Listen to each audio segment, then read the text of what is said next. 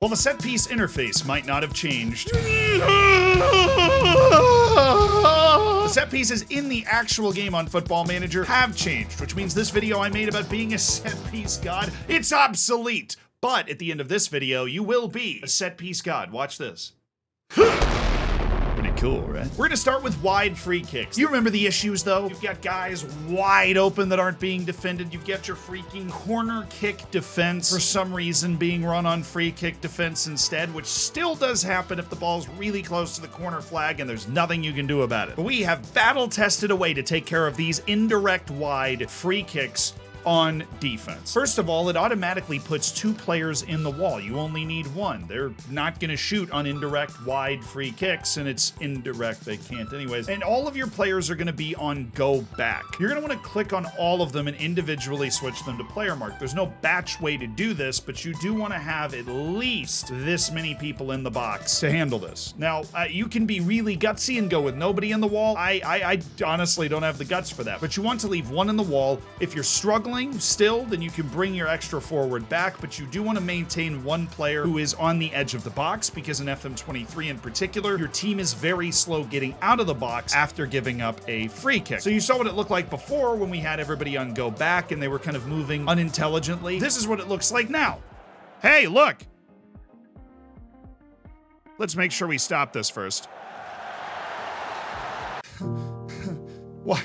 There's so much pain. You can still obviously get scored on it, but you are going to have your players in the right position and able to defend it. Now, of course, you want to make sure you have your tallest set of players all on this man mark. Even if it's a forward, you want to bring them back here. They've still got Romelu Lukaku in there defending set pieces. Probably because they know he's not going to accidentally score an own goal either. Am I right, fellas? Oh, yeah.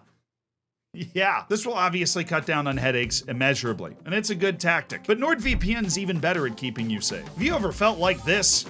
That's me reacting to a corner kick tactic, but it's also you reacting to getting your stuff stolen while using the internet at a local coffee shop. Well, that's not going to happen to you if you use NordVPN. It's a very easy to use system, even if you have no idea what a VPN is. It bounces your internet traffic somewhere else in the world in a very, very simple system where you just click this little drop down, pick wherever you want to go, then click connect, and it routes your traffic through there, making it much more secure. They've been a longtime sponsor of this channel, and if you haven't tried it out before, there is a deal for you at the link at the top of the description.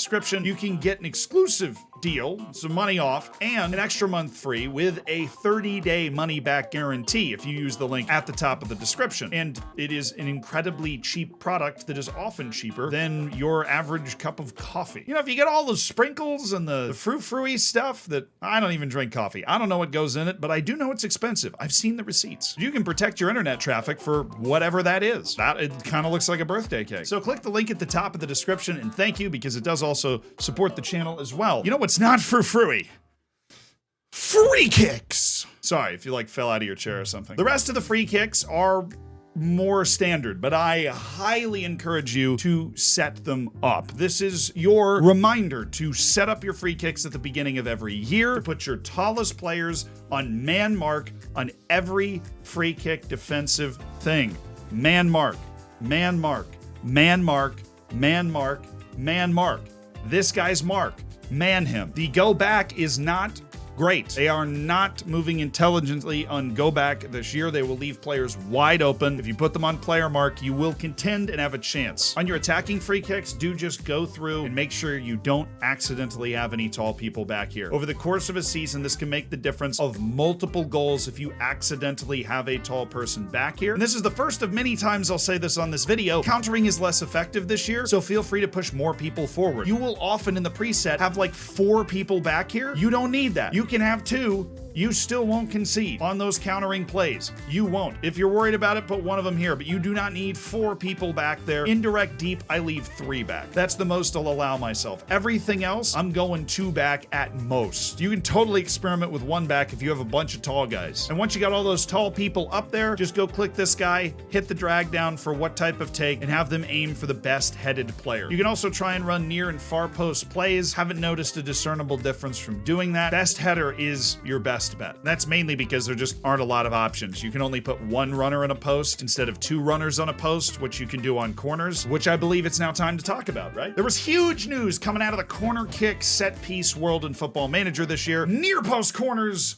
were nerfed. Well, they still actually work. They're just less effective. And because they still work, and because short corners are completely ineffective, because when you bring somebody short, a defender runs out with them and your guy kicks it into the box anyways, you're still going to want to aim near post or far post. That looks like this, with your 2 best heading guys right here, and then your 3rd best goal scoring heading guy, which means probably not a center back, but somebody that is going to finish a chance if it gets deflected to them and isn't short on the back post. Or you can have your set piece taker, instead of aiming near post, aim at the far post and do a little shift-a-roo if you feel like you can target that side instead, if they're playing, for example, a zone with shorter guys on the far side. There are 2 caveats here. First, you might have noticed that we used to have a man mark on the goalkeeper. That no longer exists, because now in Football Manager, that guy will get called for offside all the freaking time because he's in the way of the goalkeeper when a ball's being headed in that he wasn't going to save anyways. It's infuriating. For your own mental health, don't do it. What is that?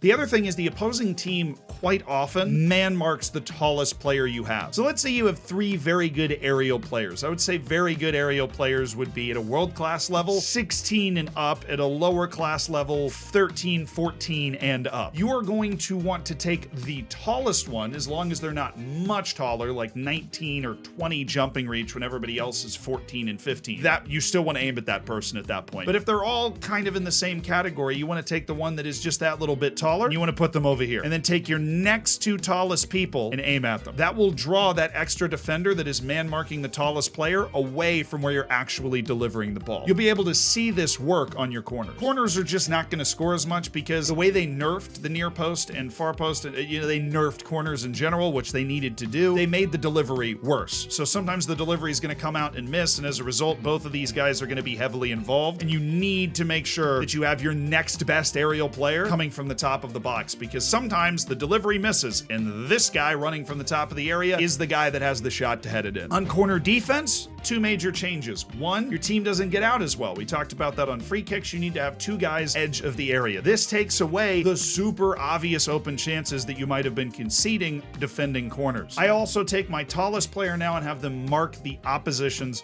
tallest player. I've found this helps reduce those dangerous late runs that seem to happen more often. Countering is not as effective. We also already talked about that. So unless you've found great success with it, there's really no point in putting like 2 guys up here and hoping that you're able to counter. Post AI is less effective too, so I am getting closer to taking these guys off the post. Closer. I'm not there yet, but it is less effective. They do drift off the post, particularly on the near post, and just involve themselves in the header play, leaving the post wide open. You might as well just put them on go back anyways. It won't make too much of a difference. The final one, the important one, and the one that can screw you the most, is throw-ins. On throw-ins, you have the corridor of certainty. That's what we'll call it. The extended line of the box going to the sideline all the way to the end line. That is a corridor of certainty. From here to here. That is the good zone. That's where your throw-in defense actually comes into play. And that means you can nullify what the other team is trying to do in large part. And then if you go onto the other side of that, from the box extended 15 yards out and draw another area, that is the corridor of death. Why, Zealand? Because of this. We had that set up really well. Shaq Ford was there. Oh my goodness. This area doesn't use your throw-in defense, but is still prone to the quick throw-in cross mechanic that happens in the corridor of certainty that you anticipate in the corridor of certainty. And your fullback is blissfully unaware of this. And if they're very short and they are going up against somebody that isn't, they can get dramatically exposed to the tune of maybe even a couple of goals in the same game. You're getting really unlucky. This is why you shouldn't sign short fullbacks. We stand short kings, but at other positions. If you can jump, nobody cares. But you really should never concede from the corridor of certainty. I've got nothing for you other than sign tall fullbacks in the corridor of death. For the corridor of certainty, you take your tallest 2 players and you nullify the near zone. Because the long throws in the game, that is the only area they're going to get to. We bring everybody else back, and you know the drill. Let's sign up for man marking. Same issue that other set pieces have. Make sure that you have 2 players lurking outside the edge of the area. Counters are always more effective against throw-ins. I have no idea why, they just are. So I try and leave a forward up just in case we're going to spring the counter against a throw-in. But this setup will save you 99% of the time defending throw-ins from the corridor of certainty. On your attacking throw-ins, there are a couple of things to consider. You're not going to be able to execute a long throw, no matter what the long throw attribute of the player is, unless they have the player trait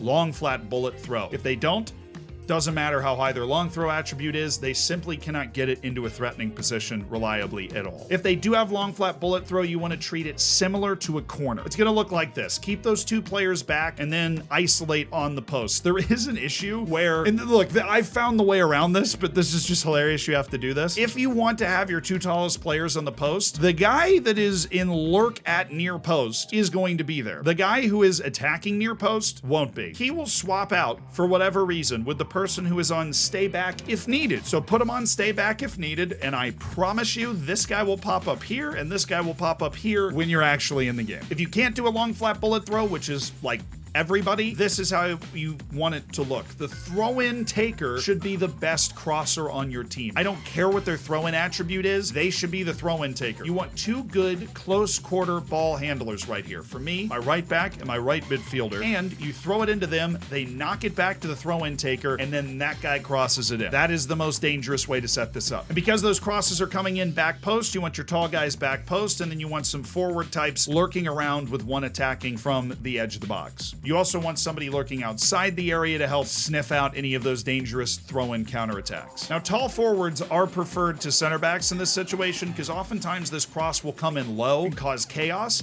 So you want good ability with the feet and the ability to finish in those kind of tight spaces, which center backs don't often have. So if you have to use a center back, go for it, but sometimes they'll get stuck with the ball at their feet inside the box, and you're just gonna have to live with that. But you will get a good number of goals having a great crosser take the throw in on each side and get the ball back quickly. I have great news.